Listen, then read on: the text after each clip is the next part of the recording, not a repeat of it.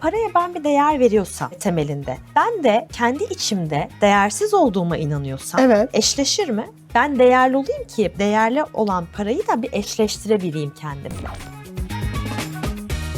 Bolluk bereketimi kısıtlayan neler var? Bir kere herkes bir gelir gider tablosu yapmalı kendi içerisinde, evinde. Net bir şekilde yapmalı. Bunu çok ciddi tavsiye ediyorum.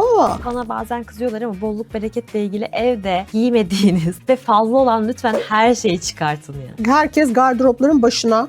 Evet, evlerdeki eşyalar, Evet. tabak mesela kırık tabaklar Şu soruyorum an şu anda. arkadaşlar Theta Healing eğitmeni Aybüke Erdoğan'ın sabah kalktığında ilk iş olarak yaptığı kendi sesinden olumlamaları dinleyeceğiz. Bunu Akıyor mu dinliyorum paralar? şu anda. O kadar çok şey değişti ki katılan herkes de zaten değişti. Çünkü bilinci değiştirdiğin zaman düşünme şeklimi şuraya inandırmamız lazım en başta. Yani şurası inanırsa her şey olur. Herkese merhaba. Bugün yine çok uzun zamandır takip ettiğim bir konuğum var. Gerçekten çok tatlı, böyle çok nitelikli paylaşımları var. Sevgili Aybüke Erdoğan, Theta Healing eğitmeni.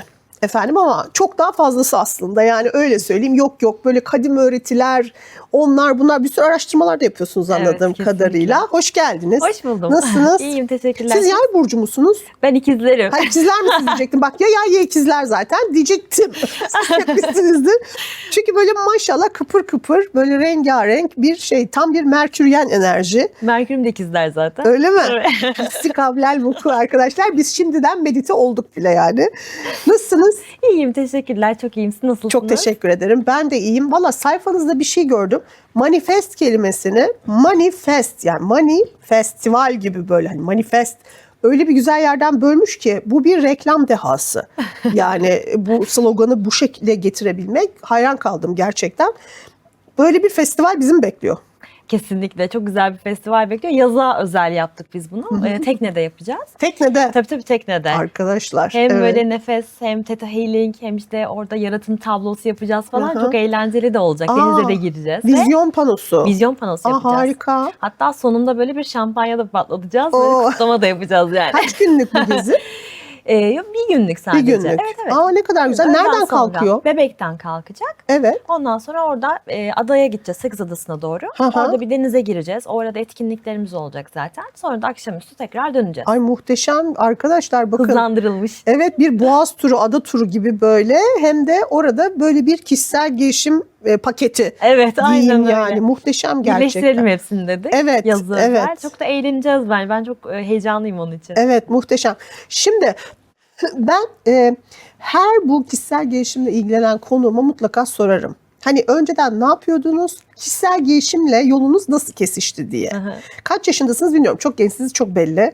Ama 38 yaşındayım. hiç göstermiyorsunuz gerçekten. 28'im diye yedirebilirsiniz yani. Yakından öyle, hakikaten öyle. Teşekkür ederim. Peki mesela Aybüke Erdoğan kimdir ve neden kişisel gelişim, neden Theta Healing? Neden Theta Evet. değil mi? Öncelikle şunu söyleyeyim. Ben mali müşavirim aslında. Şaşırmadım. Hiç şaşırmadım, evet. 2010'dan beri ofisim vardı.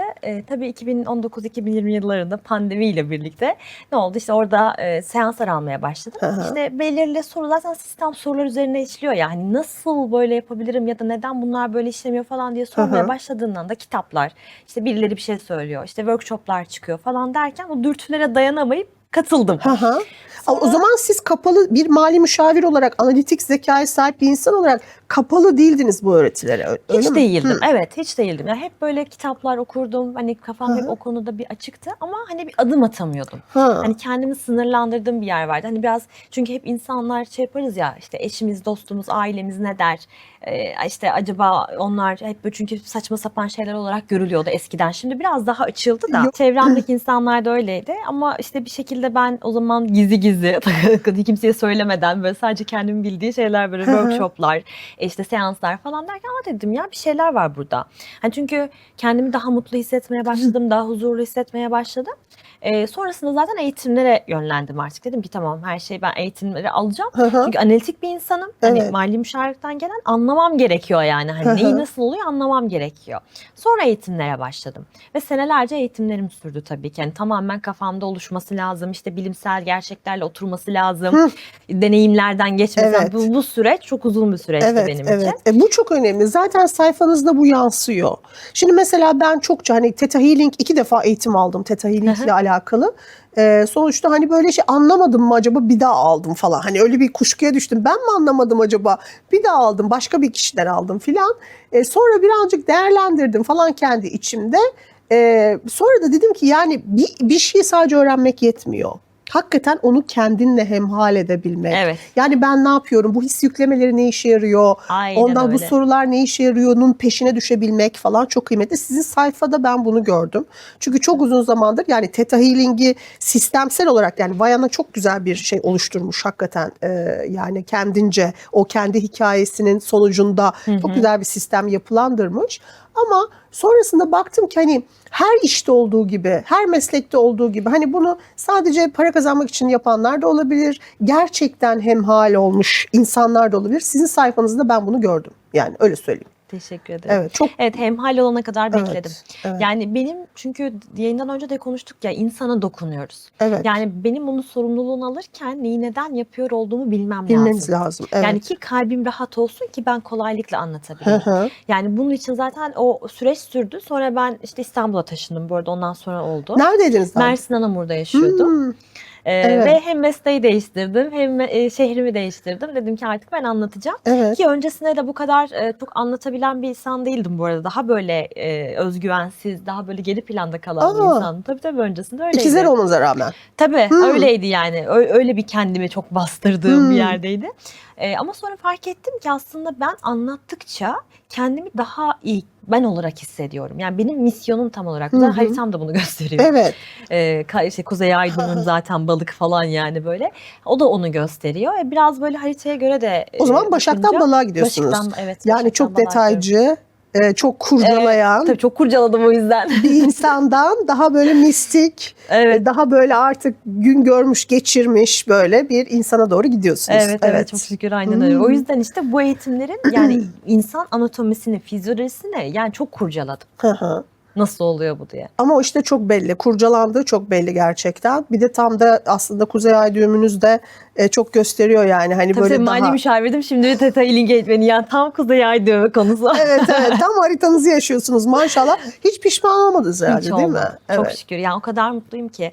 Ya çünkü hayatı ne kadar kolaylaştırdığını gördüm. Yani o kadar kolay ki yaşam. Yani belki izleyenler için çok şey gelebilir bu cümle ama evet yine öfkelenme, korku, kaygı tabii ki de olacak. Yani yaşamın bir süreci bu zaten. Evet bakın arkadaşlar son dönemde duyunca şaşırdığım çok önemli bir cümle sarf etti Aybüke Hanım. Dedi ki o kadar kolay ki hayat dedi. Şimdi ben bunu altına açmak istiyorum birazcık. Evet, yorumlar yazdı. Hayır o kadar kolay ki. Demek ki bir formül var biz bilmiyoruz. Yani çünkü gerçekten ben zorlaştırmak için elimden geleni yapan bir tipim. Yani onu biliyorum. Hani kendimi tanıyorum ama o kadar kolay ki hayat dediniz. Gerçekten şu geldiğimiz noktada kime baksam hareket etmek istemiyor. Zaten böyle bir yaz rehavet çökmüş insanların üstüne galiba. Hani hız çağındayız. Hemen diyor bana çözüm ver. Hemen diyor ya. Hemen beni iyileştir, iyi et beni diyorlar insanlar. Siz de diyorsunuz ki hayat aslında o kadar kolay ki. Bunu biraz bize anlatır mısınız lütfen? Nasıl kolay hayat? Şimdi şeyden örnek vereyim. Şimdi benim bir tane öğrencimle konuşuyorum geçen. İşte bayağı ileri seviye işte sezgisel anatomi falan var. Onun eğitimlerini de aldı. Diyor ki hocam diyor ben bununla çalıştım tekrar karşıma çıktı. Böyle hayal kırıklığına uğruyor. Yani her seferinde bir tekrar üzülünce ya da sinirlenince hayal kırıklığına uğruyor. Olay aslında tamamen matematiğini anlamak. Her şey çok matematik olarak işliyor sistemde de. Yani ben önce bir düşünceyle başlıyor her şey. Ya en basiti sabah uyandık. Evet. Tamam, sabah uyandığımız anda itibaren o anki havanın durumu ya da benim ruh halim hemen günüme yansır. O yüzden o anda düşünceler ne oluyor? Hemen bir duyguya dönüşüyor. Duygular benim halimi devreye sokuyor ve orada ben deneyimler yaşamaya başlıyorum. Hangi frekans ve hangi titreşim seviyesindeysem. Evet. Şimdi orada önemli olan şey böyle minik minik adımlar yapmak. İşte o dediniz ya sürekli hemen her şey değişsin istiyoruz. Anında değişsin istiyoruz. İşte bu böyle olmuyor. Bu sadece sürecin bir parçası olarak görürsek biraz bakış açımızı farklı bir yere yönlendirmemiz lazım. Yani ben bir şeyleri yapıyorum. Bunu hayatımın tamamıyla her yerine aldığım zaman işte her gün işte belirli çalışmalar çalışmaları kendime yapıp mesela sabah kalktığımda en basit örnek sabah kalktığımda telefonu elime almak yerine belki ses kaydı yapıp kendime iyi hissettiren birkaç cümleyi kendi sesimden dinlemek benim günümü tamamen değiştirecektir. Yani bu zaten nöroplastisite de geçer. Günde her gün 10-15 dakikamı ben yüksek duygulara ayırırsam eğer o zaman benim düşünce yapım ve düşünme sistemim değişir. Evet. Ama Sizin böyle bir ses kaydınız var mı kendinizde? Bende var. Sabah onu mu dinliyorsunuz? Onu dinliyorum. Ay bir açalım mı? Açalım. Mahsuru yoksa. Tabii ki. Neyle Sorular uyanıyorsunuz var. gerçekten? Bir sürü ses kaydı var ama bir tanesini açayım Mesela bir tanesini çok merak ettim gerçekten. En son Access sorularını kaydettim mesela. Soru soruyorum Şu anda. Arkadaşlar Theta Healing eğitmeni Aybüke Erdoğan'ın sabah kalktığında ilk iş olarak yaptığı kendi sesinden olumlamaları dinleyeceğiz. Şimdi bunu niye yapıyorum? Para bilinci atölyesi bitti yeni. Para bilinci atölyesinde de ben bir ses kaydı hazırladım herkese. Sorular, parayla ilgili, bolluk bereketle ilgili sorular. Ben aşırı faydasını gördüm çünkü onun o zamanında. Onu Akıyor mu paralar? Şu anda. O kadar çok şey değişti ki katılan herkes de zaten değişti. Çünkü bilinci değiştirdiğin zaman yani düşünme şeklimi şuraya inandırmamız lazım en başta. Yani şurası inanırsa her şey olur. Evet. Sadece unutuyoruz ama. Onu hatırlatıcı şeyler var işte. Kendimize hatırlatıcılar koymamız lazım. Evet. Evet. Bu da bunlardan bir tanesi. Şimdi arkadaşlar açıyorum. Bakın para bilinci soruları kendi sesiyle para bilinci soruları kaydetmiş Aybüke Hanım. Şu anda bizimle bu ses kaydını paylaşacak. Evet. Evet. Açıyorum o zaman. Evet. Eğer çevremi, beni yükselten, enerjimi yükselten, verimi, yaratıcılığı ve üretimimi arttıran, tezahür ettireceğim şekilde yapılandırabilsem bu neye benzer? Bugün hangi olasılıkları yaratabilirim? Bana kolaylıkla büyüme izni verecek olan aynı zamanda neyi algılamalı, bilmeli, almalı ve alıp kabul etmeliyim? Bana kolaylıkla büyüme izni verecek olan aynı zamanda neyi algılamalı, bilmeli, almalı ve alıp kabul etmeliyim. Bana kolaylıkla büyüme izni verecek olan... Bu bir 30 kere yapıyor, dinleniyor. Evet. 10 dakikalık ses kaydı. Evet. Bana büyüme izni verecek olan aynı zamanda neyi algılamalı, bilmeli, almalı ve alıp kabul etmeliyim. Çünkü alıp kabul etme konusunda biraz alamıyoruz ya. Onu açmak için o sorularla onu açıyorum. Başka olumlamalar da var. Ara değiştiriyorum ben bunları. Ben mesela bugün bunu dinledim. O yüzden bunu açtım. Repeat programına mı alıyorsunuz sonra bunu? Ses kaydını alıyorum. Olumlamalar kısmını kendim sabah açıyorum ondan Yok yani sonra. hani mesela birkaç kere tekrar edecek ki o repeatle mi yapıyorsunuz? Kendim yaptım onu. Kendim okudum. Kendiniz kaç kere okudunuz böyle? Bunu mesela bu bakın cümleyi 30 kere arkadaşlar okudum. repeat programına bile ihtiyaç duymamış. Kendisi 30 kere okudum. 30 manuel kere. olarak yapmış. Ben böyle manuelciyimdir biraz. Bir şey söyleyeceğim ama bakın belki de doğrusu sizin yaptığınız. Neden biliyor musunuz? Çünkü bir şeyi gerçekten 30 hani derler ya 40 kere söylersen olur. Sizde ramak kalmış zaten. Aynen az kaldı. 30 kere söyleyince inanıyorsun zaten. Tabii aynen öyle. Evet ben bazen anneme şey diyorum. Yani anne bak diyorum lütfen işte ben çok sağlıklıyım, ben çok güçlüyüm. İşte hücrelerim sağlıklı ışıldıyor. Bir kere söylüyor ya sanki böyle inanmadan söylüyor. Anne hadi bir daha söyle. Bir daha 5.'ye geldiğinde bir bakıyorum inanmaya başlıyor.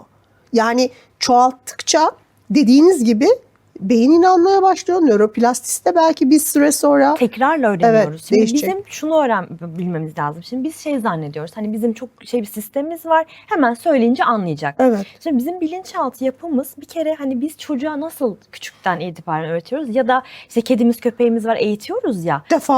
Defalarca aynı onun gibi sabırla yapmamız lazım. Evet. Yani bunun için ben hep diyorum hani sen kendi kızdın mı? Hani bir şey mi oldu? Hemen böyle kendinin 3-4 yaşlarındaki 5 yaşlarındaki haline getir. Çünkü hareket eden o anda o. Sen değilsin yani. Evet. Onu hareket ettirdiğin zaman ve kendine şefkat duymaya başladığında diyorsun o zaman ya evet buna da hakkım var. Hata yapmaya da hakkım var. Evet. Bu bir deneyim. Ya da bir şeyin içerisinden geçerken korkmaya da hakkım var. Sinirlenmeye de hakkım var.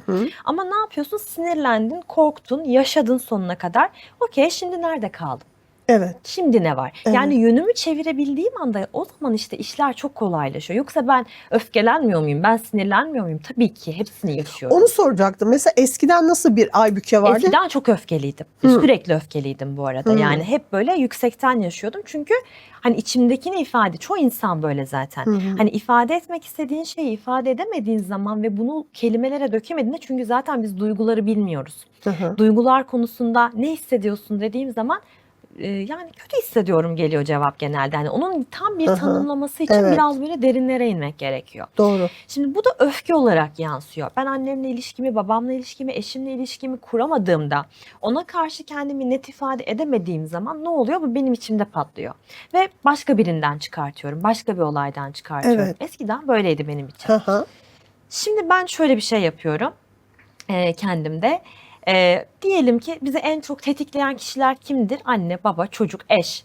Yani Evdekiler. en yakın, evet onlardır. Evdekiler. Dengeyi bozan onlardır Çünkü zaten. dışarıda her türlü maskeyi kullanabiliyoruz. Ama evde kullanamazsın. Evde o maskeyi takamıyoruz. Takamazsın. Yani evet. Zaten sistem de böyle işliyor. Yani ben insan bir deney alanında Evet. şu anda doğumdan ölüme kadar ve o deney alanında o tetiklenme ve hani o kendini gerçekleştirme olayına gidene kadar çevresindekiler de ona diyor ki bak ben sana diyor aslında şey verdi. Bizim hocamız şey demişti, o çok hoşuma gider. İşte ben diyor annenin babanın cebine diyor yaradan para koyuyor. Git bu hani şunu biraz şey yap da bilinci yükselsin falan diye. Çünkü aslında önümüze çıkan her kötü olay bizim bilincimizi yükseltmek için gelen bir şeydir. Şimdi kişileri çıkartıp anne baba eş çocuk çıkartıp ya yaşam bana bir şey söylüyor orada dediğim anda ben kişiden özgürleşiyorum ya, orada kişisel duygularım da gidiyor. Evet. Ha diyorum ya burada benim çözmem gereken bir şey Hı var. hı. Şimdi Theta Healing bana burada yardımcı oluyor. Şimdi onu buldum, tetiklendim, üzüldüm, Hı hı. sevindim, korktum. Diyorum ki tamam şimdi bunun temeli ne? Hemen buradaki işte his yüklemeleri, ki his yüklemeleri dediğimiz şey de iki nöronun birleşmesiyle sinaptik bağlar kurmak demektir. Hı hı. O yeni hücreler, biz yeni düşünceler, tohumlar ekmezsek yine düşünce sistemimizi değiştiremeyiz. Evet. Onun his yüklemesini ve teta frekansında yaptığımız için bunu biz %80-90 oranında arttırmış oluyoruz. Aslında bunun bu kadar hızlı işlemesinin sebebi bu. Ve sevdiğim yöntem olması da bu. Bu arada ben Theta Healing yöntemine gelene kadar çok fazla eğitim aldım. Yani aile diziminden tutun akses var ya, bir sürü şey var yani arada. Ben böyle birazcık şey böyle hani hızlandırılmış olsa hani ve benim olay oyalamasın. Ben hızlı gideyim. Hani ikizler olunca da çok şeyim yok yani. Evet doğru. Hemen olsun. Hemen Acelecidir olsun. ikizler. Evet. Ve bunun için zaten analitik insanlar bana çok gelir. Yani çünkü temelini anlamak için. Çünkü çoğunda ne alıyoruz? Evet, spiritüel alan hissediyoruz. Buna odaklanıyoruz ama neyi neden yaptığımızı anlamazsak yapmıyoruz. Evet. O yüzden işin temelini öğrenmek lazım. Bu matematiği çözmek lazım Evet, öncesinde. evet. Yani his yüklemelerinde mesela beni en çok etkileyen şeylerden bir tanesi şu olmuştu. Yani bir olumsuz şey var, inanç kalıbı var. Ama mesela sen zihnine ilk kez onun olumlu versiyonunu da tanıtıyorsun. Bak Evet. bu da var diyorsun. Evet. Yoksa biz sadece olumsuzunu görüyorduk. Aynen. His yüklemesiyle beraber şeyi görmüş olduk. Yani evet olumlusu da var. Çünkü misal veriyorum, onu fark edene kadar şöyle şeyler diyebiliyordum. Ya inşallah kötü bir şey olmaz. Bak şimdi ne kadar tuhaf değil mi duam? Yani İnşallah kötü bir şey olmaz. Evet. Hani demiyorum ki ya inşallah kolaylıkla olur, her şey iyi gider. Yani ben Yasemin olarak hani bunu unutuyorum söylemeyi. Unutuyormuşum, onu fark ettim.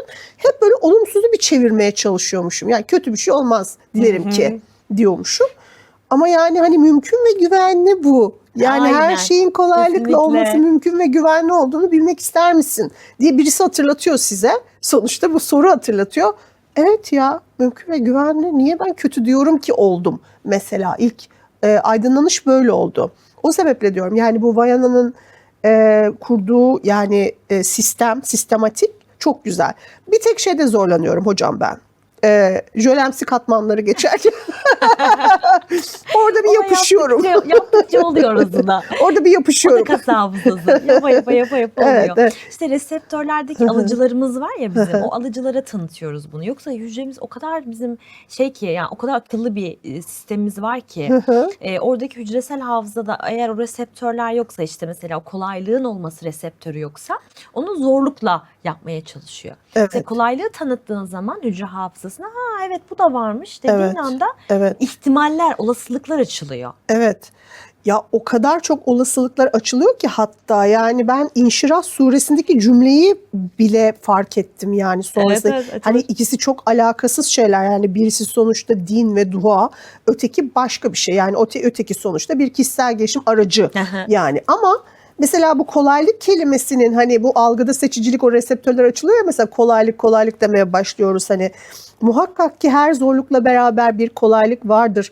Yani zaten Yüce Rabbim, Yaradan da bunu söyledi evet zaten. yani İnşirah suresinin içine, belki başka yerlerde de vardır ama ben İnşirah suresinde rastladığım için hani bunu ifade ediyorum. Mesela burada da olduğu dikkatimi çekti. Doğru kişilerle karşılaşıp doğru bilgiler alındığı zaman ve Evet. onları birleştirdiğimiz zaman açılım olmaması söz konusu değil. Gerçekten Evet. ben çok güzel sonuçlar alıyorum yani. Evet, evet. Diyorsunuz ki böyle hayatım değişti, dönüştü. Tabii. Yani bolluk, bereket. Çok değişti tabii ki. Yani Çok fazla mali değişti. müşavir olmanıza rağmen mesela Mali daha müşavirken de o kadar bolluk bereket için yani o şey bilinç farklı ya. Ya başkalarının paralarıyla mı ilgileniyordunuz? başkalarının Evet. paralarıyla ilgileniyorsun orada. Evet. Şimdi şöyle milli piyango çıkan biri mesela ne kadar tutabiliyor elinde? Bir sene, 2 sene. Öyleymiş. Hatta daha fazla borçla tekrardan Öyleymiş, borçluyor. Bizim evet. Anamur'da da vardı biri. Evet, Yani eğer para yönetme bilinci Evet. yoksa o tekrardan geri döner. evet. Her şey öyledir. Mesela kilolar da öyledir. Yani eğer kilolu olan insanlarda da bu vardır. Eğer ki o bilinçaltındaki o konu çözülmezse tekrar o kiloya geri döner. Evet. Para da aynı. Yani o sorun çözülmezse bilinçaltı düzeyde neyse konu yine aynı yere geri gelir. Borçlar gelir, tekrardan ödemelerde sıkışıklık, zorluk yaratılır, Hı hı. hepsi olur. Evet. Ama onlarla adım adım çalışmak gerekiyor. Bilinçle çalışmak gerekiyor. Yani çalışmadan olmaz ki, biraz önce içeride de sohbet ediyorduk. Artık sistem sıkıştırıyor. Yani önceden daha şey yapabiliyorduk, erteleyebiliyorduk. Evet. Şimdi herkes çok zorlanmaya başladı. Evet. Çünkü artık diyor ki hadi yani yapmalısın, hani Evet. kendini gerçekleştirmesin. Yaradan diyor ben seni buraya gönderdim ama senin yapman gerekenler var. Sen yapman gerekenleri yapmasan ben sana yaptırırım diyor. Evet. Bu sefer de zorluktan öğretiyor. Hakikaten insanlarda şöyle bir beklenti var, yani bana bir şey söyle Ve olsun. hemen olsun. Tabii Yani. bana soruyorlar mesela kaç seansta çözülür? İlk soru bu değil mi? Kaç seansta çözülür hocam?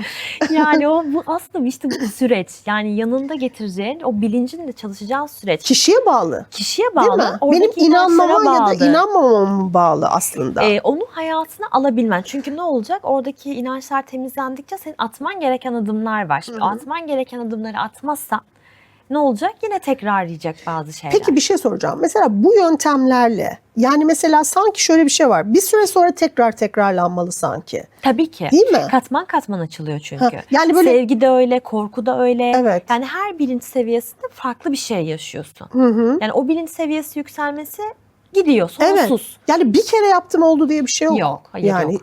Nasıl olabilir zaten Tabii yok. yani öyle bir şey. Bu bir yolculuk, bir yerden başlıyorsun. Sonra işte yavaş yavaş böyle temizlemeye çalışa. Tam olarak bunu anlamamız gerekiyor Ha, işte. evet. Yani evet, bir insanlarda şey görüyorum çünkü yani hemen bir düğme istiyorlar, böyle pat bastık düğmeye ve her şey düzeldi gibi Yok, bir öyle bir şey çağdayız maalesef ki. Ama yani en hızlı sistemlerden bir tanesi Theta Healing bildiğim kadarıyla. Orada bile arkadaşlar birazcık yani en azından birkaç defa bunu sürdürmemiz gerekiyor yani Tabii. Ya bu çalışmaları. şey gibi aslında ben hani öğrencilerime de onu söylüyorum. Özellikle Theta Healing sistemini herkesin öğrenmesini istiyorum. Çünkü orada hani bir şeyle karşılaştım. O anda kendime yaptığım bir his yüklemesiyle, o anda kendim yapıp ya bunun neden oldu deyip o anki kazı çalışmasıyla bir 10 dakika gözlerini kapat Hı hı. ve hemen bir bak tık tık tık tık tık anında çözülüyor. Temelde bizim bir inancımız var. Ben inanmışım bırakılacağıma. Çünkü Hı hı. çocuklukta zaten bırakılmışım. Bu bir kayıt olarak kalmış. Evet. Şimdi her yaşadığım olayda ben onu tekrardan bir şey yapıyorum, tuğla koyuyorum. Evet. Bir tane daha koyuyorum derken bir bina inşa ediyorum. Şimdi Theta Healing sisteminin temelinde ne yapıyorum? Ben en temelindeki bu inancı bulup değiştirdiğim zaman o zaman bina zaten yapılanıyor. Yani temeli Evet. sağlamlaştırıyorum. Evet. Şimdi gelelim bolluk berekete. Tabii. Şimdi herkesin derdi tabii ki bolluk bereket. Yani para her şey değil ama çok şey. Maalesef ki dolayısıyla herkesinden böyle öyle bir mesajlar geldiğini duyar gibiyim. Şimdi mesela ne yapsınlar, ne desinler ki hakikaten bolluk bereketlerini aktive edebilsinler. Aslında burada tabii ki amaç fırsatları görebilmek. Yani biz burada böyle bir şey, hani eskiden şey vardı, bir dizi vardı, Samantha burnunu oynatırdı şöyle, istedikleri olurdu. Böyle bir şeyden bahsetmiyoruz. Sadece olasılıkları fark edebilmek bile. Çünkü insan depresif bir moddayken önüne gelen fırsatları bile göremeyebiliyor. O sebeple yani bütün bu algıda seçiciliklerimizi aktive edebilmek için ve dolayısıyla bolluk bereketimizi çoğaltabilmek için bize önereceğiniz böyle olumlamalar, his yüklemeleri var mı? Çok fazla tabii ki bolluk bereket konusu çok geniş bir konu. Öncelikle bolluk bereketimizi kısıtlayan şeyleri fark etmemiz lazım. Çünkü burada önce temelde biz hep şey deriz satanikte de, önce bir temelde olumsuz olanı bulalım, ondan sonra önüne olumluyu yükleyelim. Şunu soracağım. Bolluk ve bereket kişinin kendi enerjisiyle mi alakalı? Tabii ki de. Baktığı yerle alakalı. Yani eğer ben paranın geleceğine inanıyorsam para gelir. Mesela zenginlerin böyle bir kaygısı var mı? Paranın gelmesiyle gelir. Diyor ki adam para gelir diyor ya. Ben çok kişi duydum öyle. Evet. Para zaten gelir, kolay o diyor. Şimdi o frekansa geçtiğin zaman zaten para gelmeye başlıyor. Ama ondan önce benim parayla olan ilişkimi bir yapılandırmam lazım.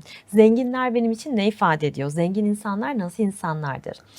Paranın ifadesine ben onun için bir hayat ağacı çıkarttırabilirim. Yani çünkü anneden, babadan, anneanneden, babaanneden neler duyuyoruz acaba o konuda? Duyduk. Onların neleri kaydettik. Para işte çok çalışırsan paran olur. Parayı yönetmek zordur. Para kolay mı kazanılıyor? Şimdi bunlar olunca bu sefer para bir enerji. Aslında beni para motive etmiyor. Beni motive eden şey parayla ilgili yapacaklarım. Şimdi herkes bir kere bolluk berekete inanıyor. Çok net bir şekilde. Bunu ispatlayabilirim. Bolluk berekete inanıyor muyuz? Herkes inanıyor. O zaman niye parasızlıktan şikayet ediyoruz? O buraya evireceğiz işte. Şimdi biz nefesimizi alıp verirken bir sonraki nefesimizin gelip gelmeyeceğini ya da havayı alıp alamayacağımızı düşünüyor muyuz? Çok şükür ki düşünmüyoruz. Evet, evrende çünkü değil mi? Sürekli bir oksijen var. Yani Yaradan o kadar muazzam bir sistem kurmuş ki. Ve düşünmeden biz nefesimizi alıyoruz. Geleceğini biliyoruz yani. Çok şükür. Evet. Çünkü burada da demek oluyor ki biz bolluk berekete inanıyoruz aslında. Şimdi biz burada bolluk berekete inanırken bunu paraya çevirmek önemli olan. Nefes gibi geliyor. Evet. Her yönden, her yerden geliyor ve mesela bu sorular, akses sorularını ben çok kullanıyorum para konusunda. Gerçekten çok işe yarıyor mesela? bu arada.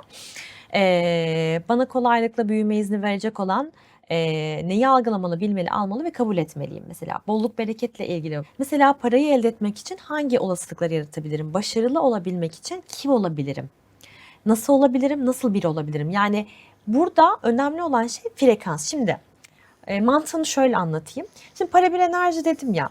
Paraya ben bir değer veriyorsam temelinde. Ben de kendi içimde değersiz olduğuma inanıyorsam. Şimdi eşleşir mi?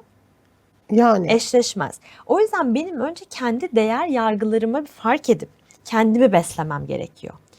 Ben değerli olayım ki verdiğim para, değerli olan parayı da bir eşleştirebileyim kendimde. Bir kere birinci bacağı bu. O yüzden kendi değerimi ve öz değerimi ve öz farkındalığımı buna göre arttırmam lazım. Parayla ilgili inançlarıma bakmam lazım. Bolluk bereketimi kısıtlayan neler var? Bir kere herkes bir gelir gider tablosu yapmalı kendi içerisinde, evinde. Net bir şekilde yapmalı. Bunu çok ciddi tavsiye ediyorum. Yani çok reel bir şeyden bahsediyorsunuz şu an. Mistik Aynen bir öyle. şeyden Mistik bahsetmiyorsunuz. Bir şey yani nasıl mesela atıyorum ben şimdi mesela alışveriş siparişi veriyorum eve. Aylık gelir gider listesi yapsın. Ve gider listesinde de mecburi giderler ve keyfi giderler. Ve orada çünkü bu sefer ne oluyor? Alışveriş çılgınlığı var ya. Şimdi biz duygularımızı absorbe edebilmek için, duygularımızı fark etmeden yaşayamamak için, görmemek için ne yapıyoruz? Alışveriş yapıyoruz. Evet, doğru. Şimdi insanlar şey söylüyor. İşte eğitimler çok pahalı hocam. Ama sen aynı paraya gidip alışveriş yapıyorsun. Evet. O an aslında sen eğitimi seçmiyorsun, gidiyorsun kıyafet almayı seçiyorsun. Evet. Bu kadar yani. Hani konu bu aslında. Doğru. Ama biz burada ne yapıyoruz? Odağımızı artık o kıyafete değil, hani gerçekten doğru bir şekilde harcamaya verirsek kaynağı, o zaman para da gelir. Şimdi paranın enerji olması ve doğru şekilde kullanılması önemli. Evet. Şimdi para da, şimdi siz mesela kendinizi iyi hissettiğiniz bir yere, kötü bir hissettiğiniz bir yere gider misiniz? Asla. Sıkışık bir yere, işte tutulan bir yere, değil mi? Sürekli böyle size hayır gitmeyeceksin ya da şuraya gideceksin falan diye sürekli bir komut verilse. İşte orada da para enerji akışına da biraz izin vermek lazım. Gelir gider tablosu yapmak lazım ve bana bazen kızıyorlar ama bolluk bereketle ilgili evde giymediğiniz ve fazla olan lütfen her şeyi çıkartın yani. Başkasına verelim. Tabii. Oradaki her şey bolluk bereketi kısıtlıyor. Kullanmadıklarımız. Kullanmadıklarımızı. Yani mesela atıyorum zayıflayınca giyerim diyerek tuttuklarımız. Evet. İşte şöyle bir şey olursa yeni eve taşınırsam şunları kullanırım hemen dediklerimiz. çıkartın evden. Hiç durmasın evde. Neden? Çok büyük enerji Yenilere mi kaybediyor. yer açılması için? Hem yenilere yer açılması hem de onlar artık bitirmiş zaten. Kaç sene geçiyor da kimse giymiyor. Ben Doğru. kimsenin giydiğini görmedim. Doğru. Belki 5 sene 6 sene bekletiliyor. Bazen senelerce bekletiliyor. Sadece bekletiliyor yani. Doğru. Oradan alıp oraya koyuyorsunuz. Evet ve yer kaplıyor. Yer kaplıyor. Evet. Yani minimal yaşam aslında. Hı hı. Yani orada paranın geldiği bu bolluk bereketi bile o kadar çok etkiliyor ki. Çok ilginç. Tabii çok etkiliyor. Fazlalıklardan arınmamız lazım. Aynı zihnimizdeki çöplükler gibi, zihinsel yani oradaki düşünceler gibi. Onlardan da arınmamız gerekiyor. Evet. Yani arkadaşlar gardıroplar, herkes gardıropların başına. Evet, evlerdeki eşyalar, Evet. tabak mesela kırık tabaklar. Eskiler mesela büyüklerimiz kırık tabak bulundurmazdı evde. Evet yani. Aslında bolluk bereketi etkilediği için. Ya. Ben kadim şeylere çok önem veriyorum. Bunun Evet. gibi. Bunu soracağım şimdi arkadaşlar. Deminden beri avuç içleri dikkatimi çekiyor. Evet. Kınalar var. Evet. Neden? Çok seviyorum kınayı. Kadim bir bilgi. Evet. Kına. Aynı Taze zamanda- yakılmış galiba. Evet, Koyu 2 koyu. gün oldu. Evet. Aynen 2 gün oldu Hı hı. yakalı. Ara ara yakıyorum bu arada. Yani sürekli benim elim kınalıdır genellikle. Hı. Avuç içi bizim enerji merkezimizdir. Yani şifa hep ellerdedir. Ellerde ve zaten ayaklarının altından gelir Evet. enerji. Bana hep şey der annem. Senin elin çok şifalı. İşte kına bunu koruyucu bir şey katman kılıyor. Yani aynı zamanda kınanın koruma enerjisi de vardır. Saflığı ve temizliği elde eder ki eskiler ayaklarına ve ellerine yakardı. Evet. İşte bazı kadim geleneklerin devam ettirilmesi lazım bence. Evet. Hani bana soruyorlardı, düğün mü vardı falan böyle herkes. Yok diyorum, hayır ben seviyorum kınayı. Ay ben bu ara yani şöyle söyleyeyim, geçenlerde sizden iyi olmasın Ferdi Bozduman konuğumdu. Onun da ellerinde kına vardı. Ona da sordum aynı şekilde. Ha. Şimdi sizin de ellerinizde kına var. Bu bana bir işaret herhalde. Ben de mi yakayım, ne yapayım artık kınayı? Mesela nazardan çok korkan bir kitle de var. Ben de onlardan biriydim diyeyim. Ama çok şükür ki bu korku beni bolca Nas Felak Evet, okumaya Nas Felak yönlendirdi. Ondan sonra koruma kalkanlarımı sonuçta kuşanıyorum. Ayetel kürsülerimi okuyorum çok şükür. Nazar konusu bu ara bende çok etkin. Yani sürekli böyle o konuyla ilgili böyle bir şeyler anlatmak da istiyorum. Hani böyle bir niyeyse bilmiyorum, bazen oluyor bu. Neler yaşıyorsunuz mesela? Enteresan hikayeler geliyordur size. Ya aslında sözlerimiz büyü bizim. Yani ağzımızdan çıkan düşüncelerimizin hepsi bir büyü niteliğinde. O yüzden söylediklerimizi ve düşündüklerimizi biraz kontrol etmek ve bilmek durumundayız. Şimdi nazara ne kadar çok enerji verirsek o kadar çok bunun içerisinde kalırız. Korkmamak mı lazım? Evet. Kendimizi korumaya almamız lazım ki bu dönemlerde çok daha önemli. Şu son zamanlarda her şey çok hızlandı diyoruz. Artık çünkü sistem bunun üzerine dönüyor ve özellikle başka bir bilgi daha vereceğim. Akşamları yattığınızda özellikle kendinizi korumaya alıp duanızı yapıp çakralarınızı kapatıp uyuyun. Çakralarımızı nasıl kapatacağız? Çok basit. Hemen böyle bir kafamızın önünde, yani şöyle bir fermuar, çakralarımızın önünde bir fermuar olduğunu düşünürsek Evet. hemen böyle gözlerinizi kapatın ve fermuarın şöyle kapatıldığını Şöyle düşünün. çekiyoruz. Ve her şeyin yaratıcısı olan Allah'ım beni korumayı al ve bu uykumda beni korumaya sabaha kadar bu döngüyü sağla deyip duamızı edip ondan sonra uyuyabiliriz. Evet. Çünkü bundan sonraki gündemlerimiz biraz daha farklı olacak. Astroloji de bunu söylüyor zaten. Çok fazla frekanslar, oynanmalar, uzay, bilmem o geceleri, yolculuklar falan çok artacak. Bismillah. O yüzden çakralarımızı kapatalım, bu önemli. Nazar deyince o aklıma geldi benim direkt. Çok ilginç gerçekten. Yani Allah korusun yani. Yine bedenimize gelir tabii ki ama sonuç itibariyle koruyalım yani. Biz korumamızı yapalım her zaman. Ya evet, bu hani mesela enerjiler diyorlar, yok Schumann rezonansı diyorlar, hani böyle farklılaştı diyorlar. Siz daha çok ilgileniyorsunuzdur. Evet, ben Schumann rezonanssını yaklaşık 2-3 senedir çok ciddi bir şekilde takip ediyorum. Dikkatimi çekti benim de yani. Hani çünkü bir ara bazı günler hissediyordum kendimi, kafamı yastıktan kaldıramıyorum. O kadar kötü oluyordum. Sonra önüme Schumann rezonansı düşmeye başladı. Ben öyle olduğum günlerde blackout. Yani direkt ölçülemiyor. O kadar yüksek günler falan. Öyle çıktı benim aslında. Şimdi artık orada da kendimi korumaya aldıkça ondan da etkilenmemeye başladım. O yüzden işte nazar, olumsuz enerji dediğimiz şeylerin hepsi bunu kapsıyor. Evet. Her gün sabah mutlaka korumalarımızı yapmamız lazım. Hiçbir şey bilmiyorsak Ayetel Kürsü, Nas, Felak. Onun dışında çok sevdiğim bir yöntem vardır. Hemen böyle sabah kalktığımızda ayaklarımızı yapıp ayakta kalıp ayaklarımızın altından böyle bir ağaç gibi kendimizi hissedip köklendiğimizi ve bu hayatta olduğumuzu, koruma altında olduğumuzu, kaynaktan bize aktığını, enerjini. Çünkü her zaman şifa Yaradan'dandır. Tabii ki. Hep ondan isteyeceğiz. Ve Yaradan'dan o şifayı gönder dediğimiz zaman anında zaten gönderiyor. Ya o kadar hemen onu hissediyorsunuz ki. Çok şükür. Çok Evet. şükür gerçekten. Onu da mutlaka yapabilirsiniz. O da çok etkin olacaktır aynı zamanda. Bence onlarla birlikte nazara geçirmezim. Hemen bir mavi kalkan öneririm ben mesela çalışmalarımda. Evet. Mavi kalkan hayal edelim ve oralara negatifin, işte nazarın geçirmez olduğunu, hatta belki burada da sonunda his yüklemesi yaparken onu da yaparız. Çok güzel olur. Onu yapıldığını imgeleyeceğiz ve ondan sonra günümüze başlayacağız. Evet. Çok farklı olmaya başladığını göreceksiniz kendi alanınızı korumaya başladığınızda. Dikkatimi çekti. Nazardan konuşuyoruz. Nazarı araştırıyorsunuz ama mesela üzerinizde nazar boncuğu yok. Evet. Neden? Yani çünkü nazar boncuğu ona yüklenilmiş bir anlam gibi. Evet, şamanik kültürlere göre oradan geliyor aslında nazar boncuğu. Ama ben direkt işte his yüklemesi ve Yaradan'la olan o korumayı yaptığım için ekstra bir şeye ihtiyaç duymuyorum çok şu anda. Çok güzel. Çünkü sonuçta hani bir şeyi bir tane böyle mavi gözü putlaştırmıyoruz yani. Evet, yani o yüzden kesinlikle. sormak istedim. Çünkü ben bu sistem işte o kadar ki şurası neye inanırsa onu yaşıyorum ben. Evet. Şimdi benim bir tane bir yazar bir kadın vardı, şu an adını hatırlamıyorum ama Amerika'da yaşıyor. Çok dikkatimi çekmişti ve nazarla ilgili hiçbir şey bilmiyor. Bu arada hiç yaşamamış. Türkiye'ye gelmeye başladıktan sonra nazarı duyuyor ve ayna çatlamaya başlıyor falan. Yani öncesinde hiç öyle bir şey yaşamıyor. Ya enerji yani hani bunların hepsi. Evet şey açılıyor işte diyorum ya, algı seçiciliği açılıyor. Algı yani hakikaten öyle. Yani. Evet. Yani bilmez.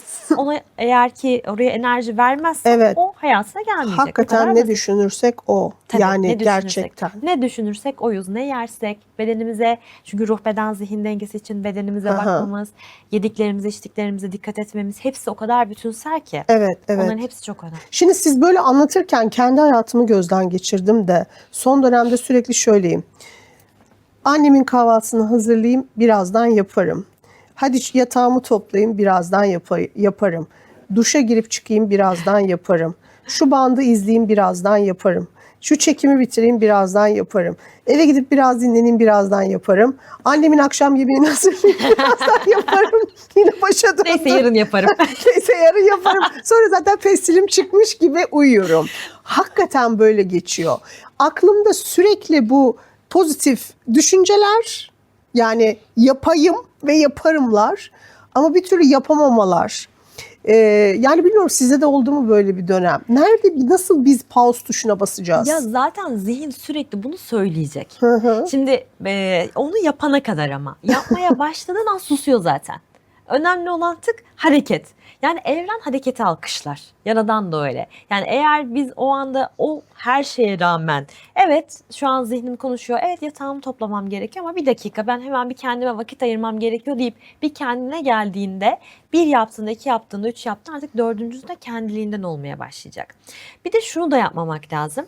Hani hep diyoruz ya, hep pazartesi başlarım her şeye. Böyle bir şeyimiz var ya. Ve onu bitirdikten sonra da bir daha bir başlangıç olması gerekiyor. Ben onu kaldırdım kendimde. Diyelim ki 2-3 gün yapmadım. O an olmadı ya da yapamadım. Evet. Başka bir şeyler girdi araya.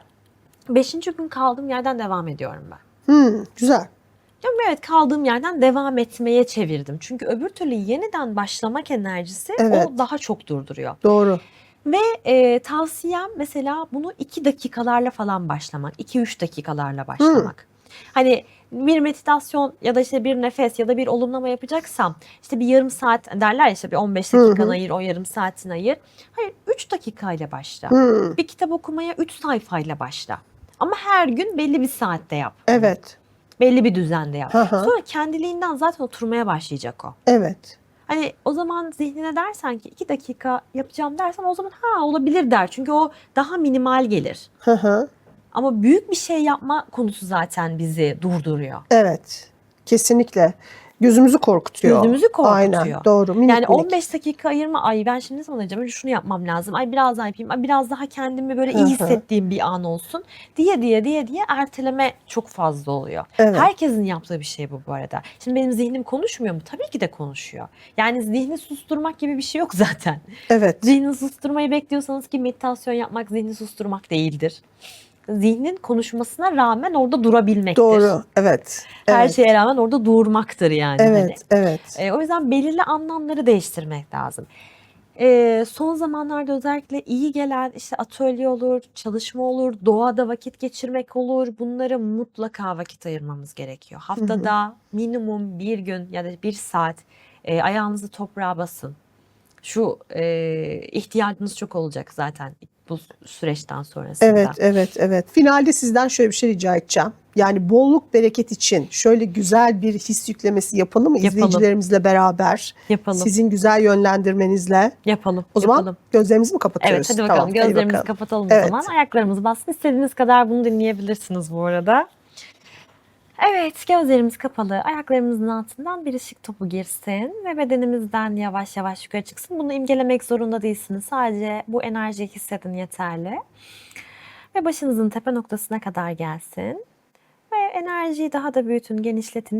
İçine kendinizi koyun bu ışık topunun içine. Ve gökyüzüne doğru fırlatın kendinizi. Ve yükselin katmanlarca ışıktan geçerek o uzay boşluğunu fark edin. Katmanlarca ışıktan geçin. Yükselin. Altın ışıktan geçtik ve jölemsi tabakadan geçelim gökkuşağı renginde. Ve biraz daha yükselip bembeyaz ışıkların olduğu alana gelelim. Ve her şeyin yaratıcısıyla bir ve bütün olduğunuzu hissedin. Öncelikle yaradan bakış açısıyla bolluk bereket tanımlarını tekrardan tanıtalım mı size? Evet. Bolluk bereketin nasıl hissedildiğini ve bunun hayatınıza almanın mümkün ve güvenli olduğunu bilmek ister misiniz? Evet. Ve kendinize güven tanımını da yükleyelim. Güven tanımıyla, yaradan bakış açısıyla doğuştan beri hakkınız olduğunu ve güven içerisinde geleceğe güvenerek yaşamanın mümkün ve güvenli olduğunu bilmek ister misiniz? Evet. Borç kaygısı, endişesi olmadan, ilerlemekten korkmadan, para kaygısı olmadan yaşamanın nasıl hissedildiğini yükleyelim mi? Evet. Bolca param var, para kolaylıkla gelir, parayı kazanmak kolaydır, para bana her yerden, her yönden gelir. Bunu tüm zaman aralıklarından ve aynı zamanda tüm hücrelerinize yükleyelim mi? Evet. Bir de şunu yapalım, atalarımızdan da çok geliyor çünkü bu inançlar. Atalarımızdan gelen, bildiğimiz, bilmediğimiz, bolluk bereketimizi ve zenginlik refahımızı etkileyen, kısıtlayan tüm inançlardan, buradaki tüm yemin, ant, anlaşma, sözleşme ve akitlerden özgürleşelim mi? Evet. Ve bolluk bereketi, zenginlik refahı, atalarımızın bu olumlu, pozitif yönlerini yükleyelim mi? Evet.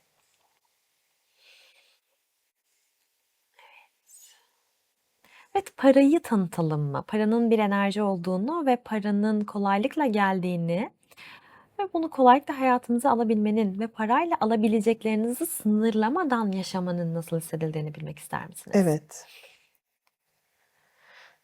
Güzel. Ve zengin olmak kolaydır. Zengin insanlar değerlidir. Zengin insanlar akıllıdır, zekidir.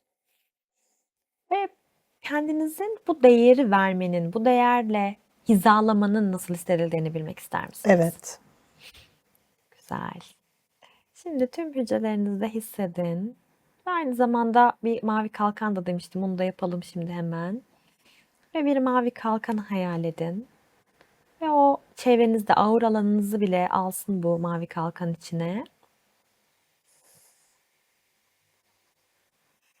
Ve oraya o mavi kalkanı sevdiklerinizle alabilirsiniz. Ve nazara, buradaki negatif enerjilere geçirmez olduğunu, sanki o kalkana değip gittiğini, tekrar geri döndüğünü fark edin enerjilerin. Tamamen koruma altındasınız. Her zaman Yaradan sizi korur. Ve teşekkürler. Oldu. Kalbimize odaklanalım. Ve hazır hissettiğimizde gözlerimizi açabiliriz. Nasıl hissettirdi? Evet, valla uçuşa geçtim. Direkt bir hafifleme oldu ama değil mi? Evet, kesinlikle başka bir kafaya geçiyorum zaten. Geçiyorum yani. Hani böyle başka bir yönlendirdiğinde o an eğer başlayabilmişsem meditasyona bir şekilde gerisi geliyor. Ama Kesinlikle. önemli olan başlayabilmek zaten. Hani birazdan başlarımı açabilmek yani. O Evet. yüzden ben de herkesin danışanlarımda hep diyorum ki öğrenin Theta Healing'i. Öğrenin ki kendi kendinize yapın. Değil mi? Bu çok önemli Evet. yani. Evet. Böyle bir uygulama zaten. Evet, ya Siz bu- eğitim veriyor musunuz? Veriyorum tabii. Veriyorsunuz. Hı hı. Tabii. Ben buradan Aybüke Hanım'a ulaşabileceğiniz sosyal medya adreslerini de paylaşıyorum arkadaşlar. Hem manifest tekne geziniz var. Tekne gezimiz 1 var. Ağustos'ta. 1 Ağustos'ta. Haftaya Basic DNA var ama o bu şey yapamayabilir. Ama Eylül'de tekrar yeni bir program başlıyor. Açacaksınız. Tabii Evet. Eylül'de açacağım. Hı hı. Orada işte 4 temel modül var. Hemen arka arkasına devam edecek. Bakalım onu öğrendikten sonra hayatları eskisi gibi olmayacak. Yani çok daha güzel olacağını Yani eminim. evet, yani dediğim gibi yani hani kendi hayatına hemhal edebilmiş, kendi hayatına uygulayabilmiş sonuçta hani kişilerden ne dinlersek dinleyelim yani hani bu sonuçta tıp bilgisi de olabilir. Her şey bambaşka oluyor gerçekten. Yani siz de bütün hayatınızda her hücrenize giydirmişsiniz sonuçta bu Çok seçtiğiniz alanı. Evet, kesinlikle O doğru. sebeple o çok hissediliyor zaten. Ben de buradan arkadaşlar Aybüke Hanım'ın sosyal medya adreslerini paylaşıyorum. Bu arada Burhanettin Dağ Dönderen'e de Buradan çok selam selamlar. olsun. Kendisini ağırlamıştık biz programımızda zaten. Aa, Evet. süper. Burhanettin Bey'le olan programımızı da arkadaşlar izleyebilirsiniz. Theta Healing Türkiye Türkiye Koordinatörü. koordinatörü. Çok severim kendisini. Çok değerli insan. Evet, çok kıymetli. Onun hayat hikayesi, Vayana ile karşılaşma hikayesi. Çok enteresan, biliyorsunuz falan. değil mi Tabii onu? tabii, bilmez bir programda anlattı Ya. zaten. Hani dolayısıyla da hani bu bilgiyle Vayana'nın kurduğu sistemle aslında hepimizi tanıştıran Burhanettin Dağ Dönderen vizyoner bir insan. Yani Öyle, buradan gerçekten. selam olsun kendisine. İnşallah en kısa zamanda karşılaşabilmek dileğiyle tekrardan. Çok teşekkür ediyorum. Ben de teşekkür ediyorum. Çok keyifliydi. Aynı şekilde aynı şeyi söyledim zaten. Çok keyifliydi. Enerjiniz muhteşem hakikaten. Misliyle geri dönsün bu paylaştığınız bilgiler. Bunlar da çok kıymetli. Her zaman. Ben o bilgi paylaşma konusunda hiç kısıtlamıyorum. Çok da seviyorum bilgi paylaşmayı hakikaten. Yani ben olabildiğince Instagram'dan, sosyal medyadan gelen mesajlara, yorumlara da dönmeye çalışıyorum. Bir sorunuz, herhangi bir şey olursa da herkes gönül rahatlığıyla sorabilir yani. Ne kadar güzel. Arkadaşlar, hizmette sınır yok. İnşallah bütün bu katkılar size de misliyle geri dönsün. Teşekkür ederim size Çok de. teşekkür ediyorum verdiğiniz bilgiler için. Evet arkadaşlar, sorularınızı, yorumlarınızı bizim videomuzun altına da bırakabilirsiniz. Bu arada Aybüke Hanım'ın sizin de YouTube kanalınız var. Evet, YouTube var. kanalı var. Ondan sonra orayı da ben hatırlatayım istedim. Instagram dışında sorularınızı, yorumlarınızı bekliyoruz. Bu güzel videoyu sevdiklerinizle paylaşmayı, hype'lamayı da lütfen unutmayın. Hepinizi seviyoruz, öpüyoruz ve yeniden buluşuncaya dek en güzele emanet olun diyoruz. Hoşça kalın. Görüşmek üzere.